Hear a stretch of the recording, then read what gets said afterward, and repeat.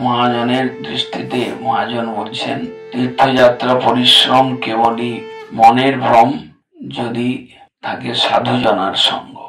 সাধুজনের সঙ্গ যদি না থাকে তাহলে তীর্থযাত্রার আনন্দ হতে পারে, সেই আনন্দটা একটা জাগতিক আনন্দ।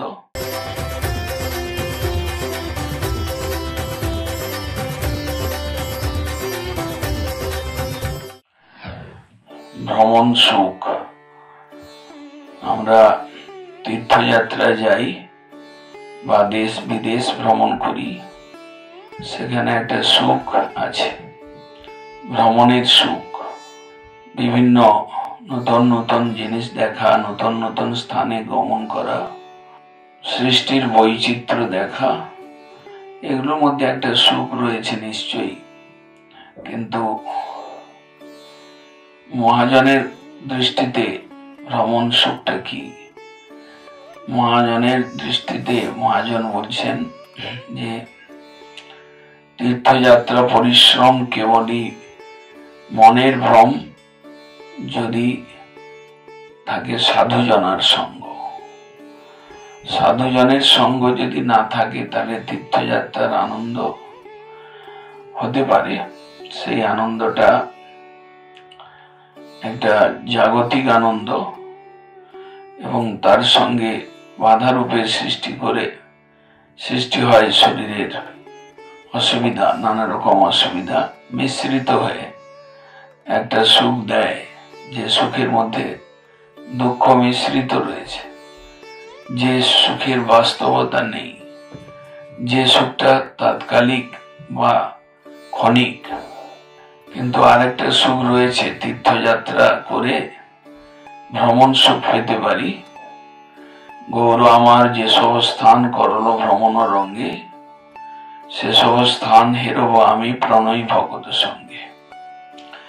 যদি প্রেমিক ভক্ত, যদি কৃষ্ণের শুদ্ধ ভক্ত, তার সঙ্গে আমরা ভ্রমণ করি, তাহলে ভ্রমণের বাস্তব সুখ, ভ্রমণের প্রকৃত সুখ, যেটা আত্মা পর্যন্ত আত্মাকে স্পর্শ করে এমন সুখ, এবং যে সুখটা কোনোদিন নষ্ট হয় না, যে সুখটা বহুকাল স্থায়ী হয়, সেই রকম একটা সুখ আমরা পেতে পারি।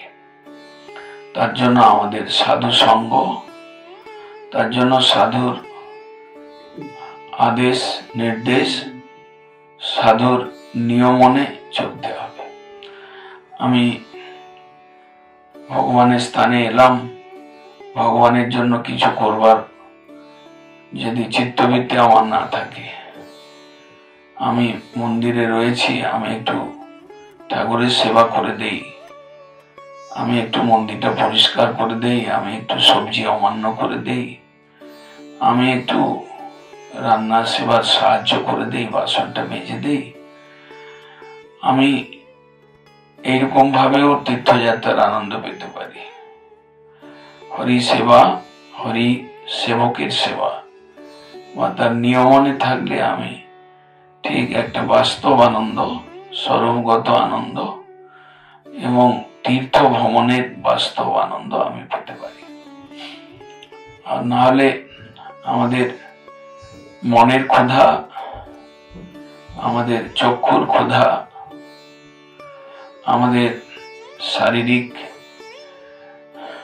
সুবিধার ক্ষুধা, এই ক্ষুধা মেটাতে থাকি, তাহলে আমরা জাগতিক লোকের মতো আমরা জাগতিক আনন্দ, আমরা জড় আনন্দ কিছু পেয়ে আমাদের কেবল দুষ্ট মনের ক্ষুধা মেটাতে পারবো, কিন্তু আমরা প্রকৃত আত্মার ভূমিকায় যে ক্ষুধা রয়েছে, অভাব রয়েছে, সেটাকে মেটাতে পারবো না। তাই জন্য সাধু সঙ্গটাই হচ্ছে মেন জিনিস। সাধু পারেন আমাদের মনের ক্ষুধা বা চক্ষুর ক্ষুধাটাকে সাইডে রেখে আমাদেরকে কিছু বাস্তব আনন্দ, আত্মার আনন্দ এবং জীব স্বরূপের আনন্দ আমাদেরকে অনুভব করাতে পারে। সেক্ষেত্রে সাধুর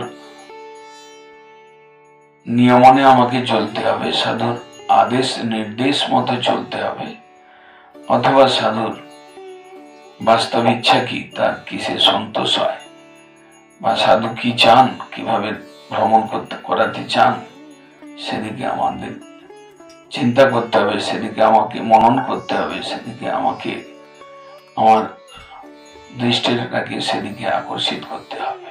নতুবা আমরা ভ্রমণের আনন্দ থেকে, প্রকৃত আনন্দ থেকে, আত্মার আনন্দ থেকে, স্বরূপের আনন্দের থেকে আমরা বঞ্চিত হয়ে যেতে